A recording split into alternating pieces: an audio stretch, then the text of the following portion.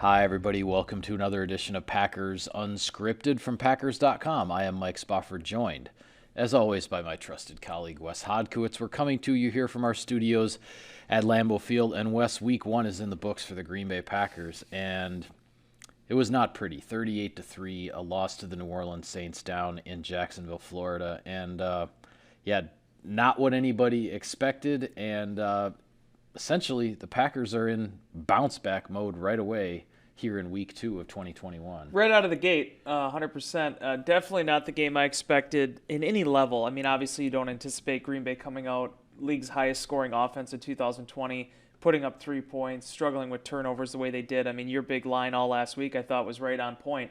The Packers need to probably be +2, somewhere in that category with the turnover margin, and I think they win this football game. But the bigger thing that I think surprised me was just exactly how the Saints played. Yeah. And, we talked all week about Jameis Winston and the last time he was a starting quarterback and the turnovers. One of the things I was touching on this week that doesn't get talked about enough is when he had the 30 interceptions, which by no means is good, he threw 626 passes. So what did they do in this game? They really minimized the amount of passes that he was throwing. It was more of a game management type style, relying on his feet when the play broke down instead of trying to make things happen. And when you have a guy like Alvin Kamara, that's you ride that guy. And a year ago, I talked about it ad nauseum. 13 catches on 14 targets. This year, 20 carries for 86 yards, productive yards. Didn't have a big gainer. Had their longest carry was 15 yards, and the Green Bay Packers just couldn't stop it. Yeah, it felt to me this game. And don't get me wrong here, I'm not saying in pointing out these two plays that the Packers would have won the game, but this game to me, two plays turned this from being a competitive game into being a blowout. And one was the 4th and 7 for the New Orleans Saints. The score is 10-0. New Orleans crosses midfield. They have a 4th and 7 on, I believe it was the 41-yard line in Green Bay territory. Too far to kick a field goal, didn't want to punt from there, so Sean Payton decides to go for it. If the Packers get a stop there, you get the ball back in good field position, you're down 10-0. Nobody's losing any sleep at this point. But they convert that, they end up finishing the drive. There's a busted coverage on the tight end screen there on 4th and 7, and they convert that very, very easily, and they, a few plays later, they're in the end zone at 17-0. Then the other play, of course, is the interception early in the third quarter. The Packers get a field goal before halftime at 17-3. They get the ball coming out, start of the third quarter, march it right down the field, get into the red zone inside the 10-yard line, in fact, and you're looking at, okay, get a touchdown there. It's 17-10. The defense has had some rest, see if they settle down. Still a lot of ball game to play, more than a quarter and a half left to go, but instead of getting it to 17-10, there's a pressure breakdown on both sides of the offensive line. Aaron Rodgers tries to force it on second down as Adams is crossing. The throw's behind him. It's picked off. You all know the rest. Those two plays really turned this from being what I think everybody expected to be a competitive game into being a blowout, and the Packers just never recovered from that. Yeah, and it's too much yarn coming off the ball. You can't get it back together at that point. And I'll start with this, then we'll talk about the turnovers and the interception and everything. But that second quarter series is the one that stands out to me the most, because I remember you and I are watching this game back at Lambeau Field on television, and they decided to run it there, I believe. Yeah, it was the 6-yard run by Kamara. Yeah, it was third and long. Third and 13. Yeah. From Green Bay's 47. And I kind of figured what they were doing there. Yep. It made sense because it was a situation which you get stopped, well, then you just punt it, right? If you get some yards out of it and it's manageable, well, then you have the option to either still punt it, and try to, pin them back, or, go for it in that case. Green Bay just couldn't get off the field defensively. I mean, when you look at the third downs, 5 of 10, the Saints were on conversions, and then 5 of those that they didn't convert on third down, they got on fourth down then. They get inside the red zone, 4 of 4. Those type of numbers, you're just not going to be able to overcome that deficit, regardless of what everything else is. And because of the way the Saints played that first half, 22 minutes to 8 minutes basically in time of possession, rounding out some numbers. Green Bay led the league, I think, last year in time of possession, again, stacking the deck against yourself. All that being said, Matt LaFleur even talked about it on Monday, or it was after the game, I forget, but they still kind of counted themselves lucky that they were able to go into halftime only down 2 scores. Right. It was a 2-score. For everything that had gone wrong, it was a 2-score game, and you're getting the ball coming out start of the third quarter, and they did exactly what they wanted to do. except they didn't get the ball in the end zone and they turned it over in the red zone instead. Yeah, and they made their biggest offensive play of the day, a beautiful throw, a beautiful catch by Davante Adams, gets Mason Crosby in scoring range. He ends up making the 39-yarder. You come out of halftime feeling good about yourselves. That was the most momentum, most rhythm we saw with the offense coming out of the break. But when you get into the red area, Mike, we talk so much about Rodgers and he doesn't throw pick sixes. He really is not a guy that throws interceptions deep inside the opposing team's, scoring territory. It happened there, and from that point on, it just seemed like too much air had been let out of the balloon at that point. Yeah, as you said in Insider Inbox, the Packers will have plenty of opportunities here to prove that this game was an anomaly. To just see how out of character it was, two key statistics. We talked about it on our show last week with the keys to victory. The Packers were second in the league last year in third down efficiency. They were the best in the league and historically one of the best teams ever in the red zone. And what happens, Aaron Rodgers doesn't get a single third down conversion the entire game that he's in at quarterback. And the first time on the season that they're in the red zone, they not only don't get a touchdown, they turn the ball over. That's just not the way the Packers played football in 2020 at all. So on the defensive side of things, you mentioned it, the third down efficiency, the fourth down efficiency, the red zone. The Saints got 2 touchdowns off of very, very short fields, one off of the long interception return, the other one a failed fourth down. So basically 2 red zone possessions to start, and they converted those into touchdowns. But early in the game, especially on those 2 long touchdown drives, the Packers defense had opportunities to get off the field. There were third downs, there were fourth downs, and they did not take advantage of those opportunities. Jameis Winston scrambled away on a couple. I talked about that last week as well, that you have to be careful how you rush these guys, these guys with the legs that can hurt you. He had 36 yards rushing, within the first couple of drives of the football game. And, I felt that completely put the Packers defense on their heels the rest of the time. And then we saw how other times he's going back there and sitting back there in the pocket because the Packers weren't coming after him because he had burned them with the legs and all that. So it was a snowball that started going downhill. The Packers couldn't stop it, and unfortunately the game just got completely out of hand. Yeah, we talked about it. I mean, it was going to be a different type of challenge. As difficult as it was playing Drew Brees for the past 12 years or whatever it came out to be. Actually, it was more like 14. 14, I think, yeah. This going up against Jameis Winston, everything gets basically put on its head a little bit. This guy has a big home run type arm. You saw that on the Deontay Harris 55-yard touchdown when they finally did go for the ball downfield. Right. At the same exact moment that I think I even mentioned to you as we're watching the game, man, he only has 93 passing yards so far, and it was like literally the next and then play boom, he hits 50, Harris. 55 touchdown, yeah. But realistically, Mike, the 2 areas, other than those statistics I reeled off, because those are really the most telling, it's the most important of all. But the 2 areas where I thought Green Bay lost this game was New Orleans dominated them in the run game, offensive and defensive, being able to stop Green Bay's run, knocking them out of that rhythm. You mentioned how uncharacteristic some of the mental mistakes were that Green Bay had. It was also uncharacteristic. They just couldn't get any of their typical offense going in that early going. And then conversely, I talked about Kamara, but I mean, talk about Tony Jones Jr. Being a guy that was a really steady complementary presence to him, and the fact that they were able to get 140 rushing yards in the first half, thanks in part also to Winston, and 170 yards for the game. I keep saying this over and over again, but they dictated the terms in which this game was going to be played. They used the Jacksonville. It was a different type of environment, but they wore Green Bay down.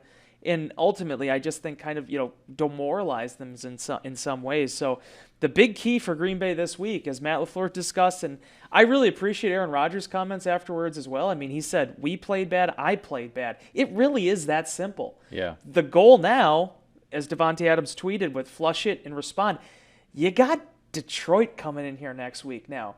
You got to figure out what happened in these first 2 days of the week, make those corrections, and then reset, because the Packers got a huge gift in the fact the NFC North all ended up coming up empty this weekend. But now you got a divisional opponent coming into your house, and you have to hold serve. Yeah, absolutely.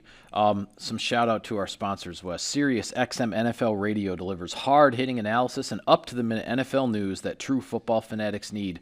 24/7, 365. And at Cousin Subs, we have something for everyone, like our Wisconsin cheese curds, mac and cheese, golden fries, and creamy shakes, all paired with your favorite sub or sub in a bowl. Cousin Subs, we believe in better. A couple of injury situations to talk about here with the Packers. One is that tight end Josiah DeGuara is in the concussion protocol. He was down on the field for quite a while. Everyone thankful that he was able to get up and walk off the field. Matt LaFleur saying on Monday that he's definitely in a better place than he was on Sunday. So that is very good to hear, but he is in the concussion protocol, and we'll just have to see what happens. Darnell Savage left the game in the second half with a shoulder injury. Matt LaFleur does not believe it is a long-term issue at all, and even suggested that with the extra day, with the Packers not playing until Monday night, that might be enough time for Darnell Savage to even get back on the field here in week 2. And then Zadarius Smith, he went into the game questionable. He only practiced once during training camp, ended up playing 18 snaps, apparently came out of it no worse for wear.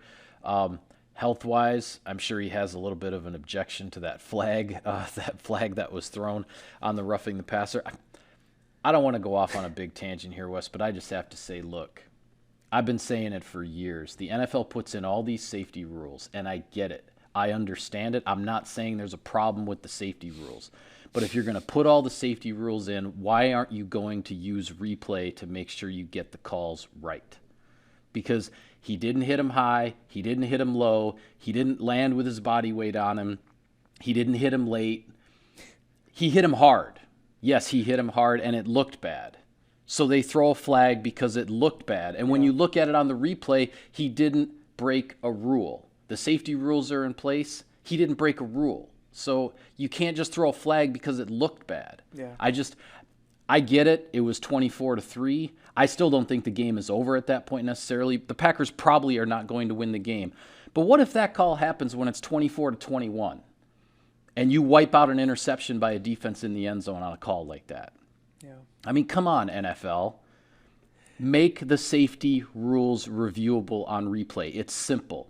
It's simple. Just if the rules are that important, then make sure you get the calls right. All right, I'm done. No, Go it's ahead. good. You're right. The thing I'm actually most grateful for on that play was that Jameis Winston threw the ball, because I still feel like that flag was probably getting thrown even if he sacks him. I really believe that. You're absolutely right. The referee was looking at one thing and one thing only. And that is his job. That referee is back there to protect the quarterback. Monday Night Raw is what he was looking at. He was looking at how that quarterback is going back. I give Jameis a lot of credit. His head whipped back like he just got into a car accident. And that's but the there thing. was no contact to the head at all. Right, that's the thing. His head whipped back because of the power of the hit. Yeah. But Zadarius Smith did not break a rule. He and then did it because textbook. it looked bad, he throws the flag. And that's why, and I don't blame the official. That's what I want people to understand. I don't blame the official for throwing the flag because it looked like roughing the passer. Yeah. But it wasn't. No. Look at the replay. Make sure you get the call right. And the NFL refuses to do that. I don't understand. It's the worst. And the fact of the matter is, I actually got really fired up watching the game too, because everybody will always say, well, then the games get too long, if you're doing all these reviews. And my only counter to that then is, okay, if that's the emphasis then, because we're all about emphasis in the NFL, God forbid that I celebrate while I'm directly, across from you as opposed to my body being turned this way. That's an issue. That's a penalty. That could get me ejected, right? But God forbid, if that's the emphasis and that's where, hey, we're not going to be able to review these things, then it is on the referees to get this right. It is their job to get it right, whether they're in the position, whether that means adding another guy somewhere in the stadium that is looking from a different perspective right. and only focused on that quarterback. That's something the NFL has to figure out, because my biggest issue, let's say the game doesn't turn around. Let's say the Packers do still lose 35-10 or whatever. We saw this happen with Jair Alexander 3 years ago. It cost him an interception. In this day and age, it's not easy to play defense, and it's not easy to generate turnovers. If a guy gets a takeaway, he should be rewarded for it if the play was clean. Yeah. Unacceptable. Yeah. All right. Thank you for indulging me. I apologize for that. I will say this. Good to see Zadarius Smith from a health perspective. It sounds like he came out of the game well. That's a huge thing for this defense because they're going to need them. No question about it. Absolutely. You mentioned it before. The NFC North took a goose egg in week 1. The Minnesota Vikings go into Cincinnati and lose in overtime. Actually, they were, in my opinion, they were lucky to get it to overtime in the first place. I think Cincinnati made some really questionable decisions when they had a 2-score lead there in the second half. But that aside, Minnesota was then in position maybe 5, 6, 7 yards away from being able to kick a field goal and win that game in overtime.